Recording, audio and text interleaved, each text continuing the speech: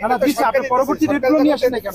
এই 2 বছর পর্যন্ত আপনি ডেট কেন গ্যাপ রাখলেন? তাহলে না আমি আপনার ইয়েতে নিয়ে না না এই 2 বছর পর্যন্ত আপনি গ্যাপ কেন রাখলেন? এটা গ্যাপ কেন রাখা হয়েছে এটা সরকারের ভালো বোঝা, এটা আমরা বলতে পারবো না না আপনি তো বিআরটি অফিসে গেলে আপনাকে সিল মেরে আবার ডেট বাড়িয়ে দিবে তারা, তাই না? জি তাহলে সেটা তো আপনি করেননি 2 না না বছর। এটা আমার লাইসেন্স আসবে এখন মেসেজ এখনো পাইনি। না, এই যে সাধারণত আপনার যে ডেটটা দেওয়া থাকে, সেই ডেটটাতে যদি তারা আপনাকে দিতে না পারে তাহলে তো তারা আরেকটা ডেট দিয়ে দেয় পরবর্তী আচ্ছা, এটা মানে বলছি যে মেসেজ পাঠাবে কোন মেসেজ না, এটা করে নেন। আপনার যেহেতু আগে ছিল ড্রাইভিং লাইসেন্স মানে তো যে একবার ড্রাইভিং মানে পাস করে লাইসেন্স করছে সে তো আর ভুলবে না। মেসেজ পাঠাবে, এই যে 2 বছর গত হয়ে গেল, আসলে 2 বছরের ভিতরে আপনি মেসেজের অপেক্ষাই করতেছিলেন? এই মেসেজ অপেক্ষায় এবং ওনার সাথে খবর দিয়েছিলাম আর 6 মাস আগে তখন হয়নি।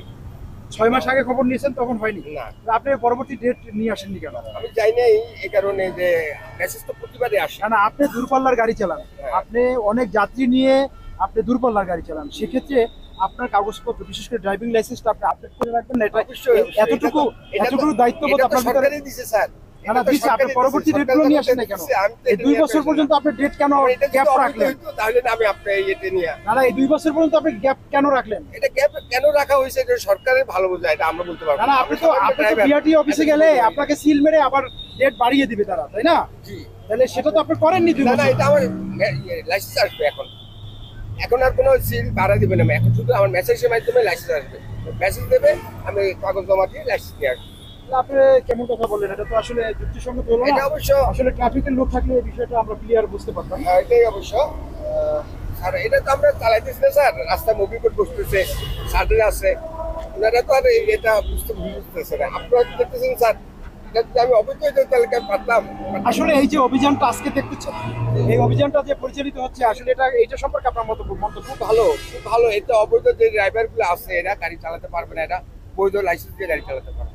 আচ্ছা এই অভিযান যদি কন্টিনিউ থাকে তাহলে সেক্ষেত্রে কি দেশের জন্য মঙ্গল বয়ে আনবে? অবশ্যই অবশ্যই মঙ্গল, অবশ্যই এটা মঙ্গল। আমাদের রেস্টুরেন্ট সার্ভিসে কোনো অবৈধ কোনো ড্রাইভার নাই, অবৈধ কোনো স্টাফ নাই, অবৈধ মানে অশিক্ষিত অকাজের কোনো লোক নেই। আপনি কত বছর ড্রাইভিং করেন? আমি 1988 সালে মোটর ডিপার্টমেন্টে ঢুকছি, 2000 থেকে টাইপ করতেছি। এতে সরকার তো যে বিএনপির আমলে যে লাইসেন্স ছিল ওটা বাদ হয়ে গেছে, আবার নতুন করে যে লাইসেন্স দিচ্ছে এই লাইসেন্স দিয়ে চালাচ্ছি। এটা আবার মেয়াদ শেষ হয়ে গেছে, এখন আবার লাইসেন্স আসবে, আমরা ইউজ করবো। কোন বিআরটি থেকে করছিলেন? এই বিআরটি গাজীপুর না সাভার বিআরটি। আবার বিআরটি। আচ্ছা ঠিক আছে, ধন্যবাদ। দর্শক আমরা ঠিক স্টার লাইন পরিবহনের যে ড্রাইভার তার লাইসেন্সটি কিন্তু রিনিউ না থাকার কারণে কিন্তু তাকে গাড়ি দাঁড় করা রাখা হয়েছে এবং তার ড্রাইভিং লাইসেন্স কিন্তু ঠিক সুন্দরভাবে চেক করা হচ্ছে।